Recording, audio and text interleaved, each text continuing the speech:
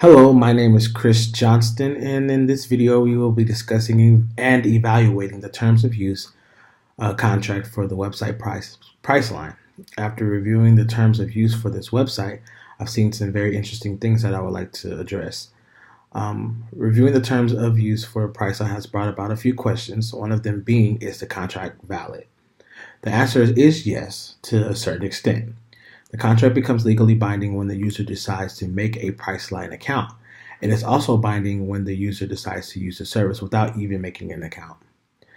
This is known as a click wrap agreement, which is when the customer agrees to the terms and conditions of the site by clicking they agree. Another agreement is a browse wrap agreement, which the customer agrees to the terms of use by just using this website. Click wrap is actually more enforceable in court than browse wrap because the user has actually agreed to the policy, whereas browse wrap agreement is harder to defend in court because they are not actually digitally signed, but in certain cases can stand. But let's go back to the validity of the contract. It is valid, but only thing that can make the contract not valid, according to the blog by Eric Goodman called "Stop Saying We Can Amend the Agreement Whenever We Want, Harris versus Blockbuster," is the use of the clause that we can amend this agreement at any time, and these changes will be effective upon posting it to this website. According to the blog, the case of Harris versus Blockbuster was basically about how a user claimed Blockbuster violated the Video Privacy Protection Act by reporting customers' purchases to Facebook. During arbitration, Blockbuster tried to use the typical clause that the courts found, that it had no weight during arbitration, and the arbitration clause was illusory. Hopefully I said that correctly.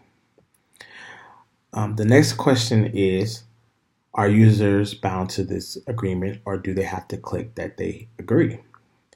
The answer is that customers are bound to the agreement as soon as they sign up for services or use the services. While attempting to book a fake flight to Chicago, the terms of use was listed on every page, and when I went to review the itinerary, and once I decided to submit my information, I had technically agreed to the terms of use because they had a clause that states that I agreed to the terms as soon as I decided to use the services to book my trip. So the next question is, can I sue Priceline if I have a dispute? The answer, again, is yes, to a certain extent.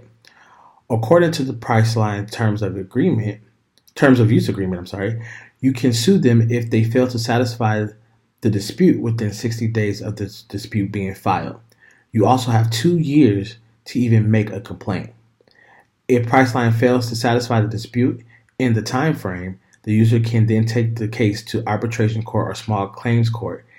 In this process, the court will appoint an arbitrator, and whatever their decision is on the case becomes binding without the possibility of an appeal. The contract also states that the user can't take the matter as far as to file a class action lawsuit. You can sue Priceline to a certain extent as long as they have not fulfilled their requirements in the terms of use agreement. Now, if Priceline violates the policy in any way, then that would be a different matter. So after reviewing the agreement, the only thing I would change is the clause that states that Priceline has the right to change their terms of use policy at any time. And the only notice they have to give is when it's posted to the website. As we've seen with Blockbuster, the clause can damage or almost void out the whole contract. So maybe by finding better verbiage or another way to notify customers that they have changed the policy would be the best method. For example, I receive emails from certain companies that state that they have changed their terms of use policy. Or in some other cases, some companies require customers to agree to the notice that will pop up stating that they have changed their policy and won't let their users proceed in using the site until they agree to the policy.